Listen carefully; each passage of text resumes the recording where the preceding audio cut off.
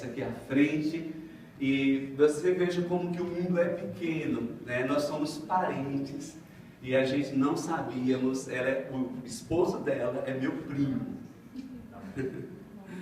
E nós viemos descobrir isso aqui, né, com a vinda dela, porque eu tenho uma família muito grande, espalhada por todo lugar do Brasil, e eu não sabia, e através disso eu já tinha conhecido um primo, e ele disse: olha, tem mais primos seus aqui, que está espalhado por João Pessoa, por tantos lugares, e eu nem imaginava que a Carolina era casada com o Flávio Duó, que é meu primo. Então, para os irmãos verem que o mundo é muito pequeno, ainda que você pense que você está num mundo que ninguém conhece, que ninguém sabe, mas eu quero dizer assim, que não há barreiras, não há nada, porque o Senhor, Ele faz todas as coisas, do modo dEle, da maneira dEle, amém?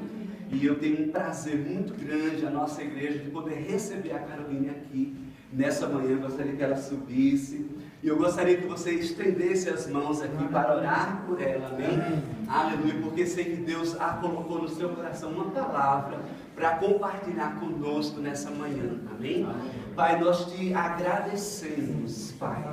Obrigado porque a Tua palavra é luz e lâmpada para os nossos pés. Obrigado, Senhor, porque reconhecemos, Pai, a graça que está sobre a vida dela. O favor de Deus sobre a vida dela, Pai, para ensinar nessa manhã. Oh Deus, conforme Teu Espírito venha guiá-la, Pai. Nós sabemos que a Tua palavra será ensinada, exaltada nesse lugar. E nós declaramos que toda obra contrária que esteja se levantando nesta sala, nós declaramos agora, em nome de Jesus, quebrada toda a força do inferno, toda a força de Satanás, que impeça japoneses de entrar nessa sala, que impeça brasileiros, qualquer raça, a entrar nessa sala, Pai. Nós declaramos no poder do nome de Jesus, e a igreja diz amém. Aleluia. Aleluia. Como se você estivesse pregando na sua igreja. Obrigada. Amém. Pode sentar. Aleluia. Para mim é uma grande honra estar aqui com vocês. É uma grande honra estar aqui, né? E o Senhor tem feito grandes coisas desde que eu cheguei a esta nação, e eu vim totalmente livre e aberta para aquilo que Deus queria operar neste lugar, e simplesmente disse: eis-me aqui, Senhor, eu quero estar livre para fazer a Tua vontade, né? E as coisas foram chegando e tomando forma e acontecendo, e nós já temos visto vários frutos, pessoas sendo curadas, pessoas sendo salvas, pessoas sendo edificadas na palavra. Então isso é o verdadeiro galardão que nós temos nesse tempo. Existe um galardão de Deus que a gente vai receber no futuro, mas isso é o que alegra o nosso coração hoje, o que traz assim o verdadeiro sentido do Evangelho, o poder estar semeando e sendo útil no reino de Deus. Amém? Eu trouxe uma palavra hoje, eu estava buscando ao Senhor o que ministrar hoje, e o Senhor me levou lá a Lucas, no Evangelho de Lucas, no capítulo 7.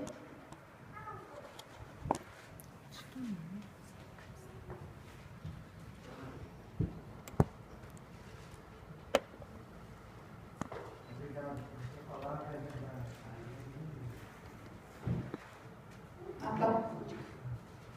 partir do verso 11. Essa passagem de Lucas fala da ressurreição do filho da viúva de Naim.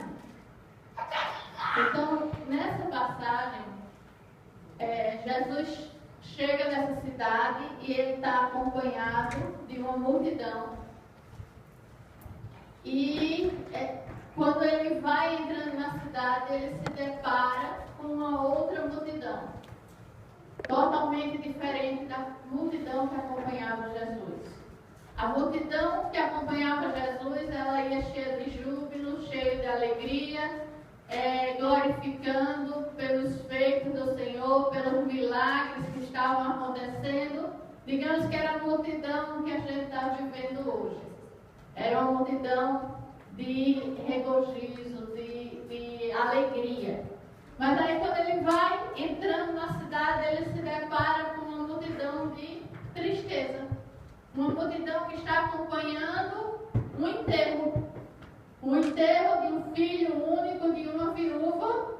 E aquela multidão estava totalmente triste, totalmente abalada, totalmente sem esperança. E as duas multidões, elas se encontram no caminho. Eu vou ler o texto e o Senhor tem algumas coisas para trazer para nós hoje. E eu creio que o Espírito Santo vai tratar dentro de nós, vai estar ministrando aos nossos corações hoje. A partir do verso 11 diz: em dia subsequente, dirigia-se Jesus a uma cidade chamada Naim, e iam com ele os seus discípulos e numerosa multidão. Como se aproximasse da porta da cidade, eis que saía ao enterro do filho único de uma viúva, e grande multidão da cidade ia com ela. Vendo-a, o Senhor se compadeceu dela e lhe disse: não chores. Chegando-se, tocou o esquife, e parando os que o conduziam, disse: jovem, eu te mando, levanta-te. Sentou-se o que estivera morto e passou a falar, e Jesus o restituiu à sua mãe. Todos ficaram possuídos de temor e glorificavam a Deus, dizendo: grande profeta se levantou entre nós, e Deus visitou o seu povo. Esta notícia a respeito dele divulgou-se por toda a Judeia e por toda a circunvizinhança. Amém? Então a gente vê exatamente o que estava acontecendo naquele lugar. E a primeira coisa que eu quero trazer desse texto é em relação ao nome da cidade. A cidade se chamava Naim. Naim significa alegria. E o povo não estava alegre, o povo estava triste. Então, muitas vezes a gente está vendo isso na nossa vida. Deus me chamou para reinar em vida. E nós não estamos reinando em vida. Nós estamos passando por situações, estamos passando por dificuldades, estamos passando por problemas. E há um confronto entre o que Deus providenciou para nós e a nossa realidade. Então a gente vê também nessa cidade que existia um confronto entre o nome dela, o que ela foi chamada para ser, e a realidade que ela estava vivendo.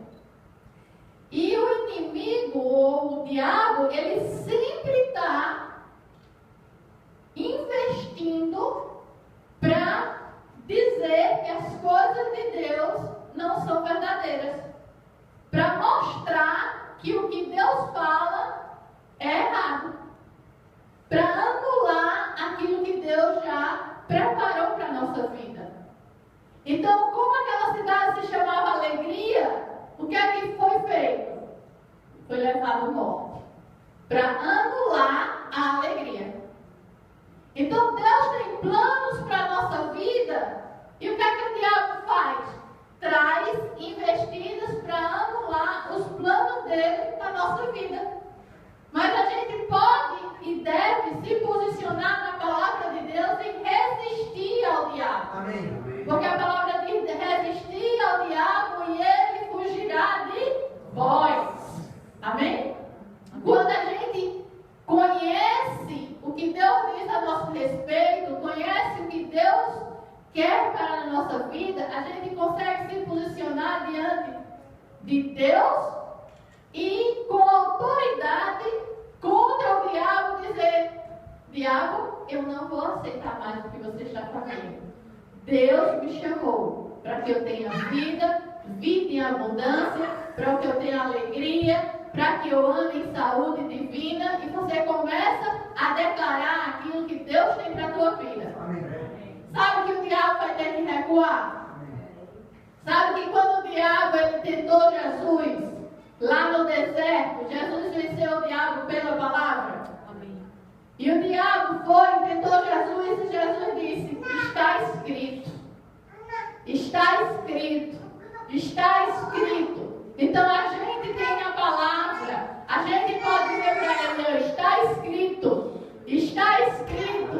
Está escrito. E a gente vence as investidas do diabo contra a nossa vida. Amém? Mas depende de um posicionamento nosso. Tudo já está pronto. Quando Jesus estava na cruz, a última coisa que Jesus falou foi: está consumado. Quer dizer, tudo já foi feito, tudo já foi realizado, foi dado a nós. E agora nós temos a obrigação de se levantar e dizer: eu vou tomar posse do que já está feito. Amém? Então, quando Jesus chega ali naquela cidade, ele se depara com aquela situação.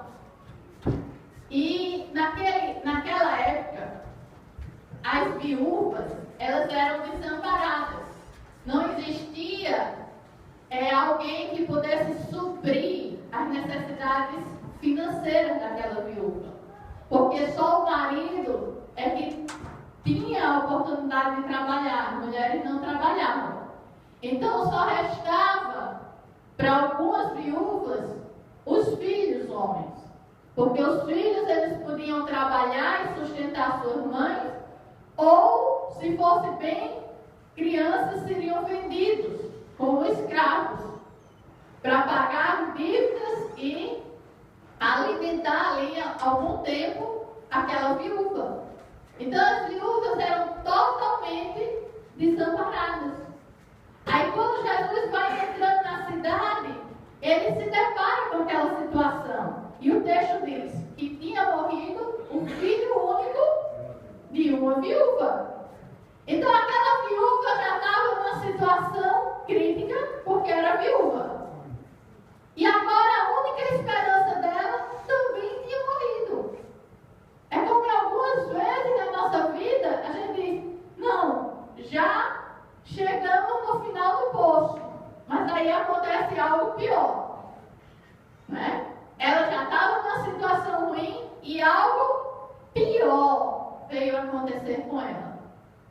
Mas quando ela ia para enterrar o seu filho, para enterrar a única esperança que ela tinha, ela se depara com o autor da vida. Aleluia. Amém? O autor da vida, ele está diante de nós. E ele traz vida e restituição. Aleluia. Então, quando ele foi e se deparou com aquela situação, ele se compadeceu daquela viúva. Foi ele que se moveu em compaixão por aquela situação.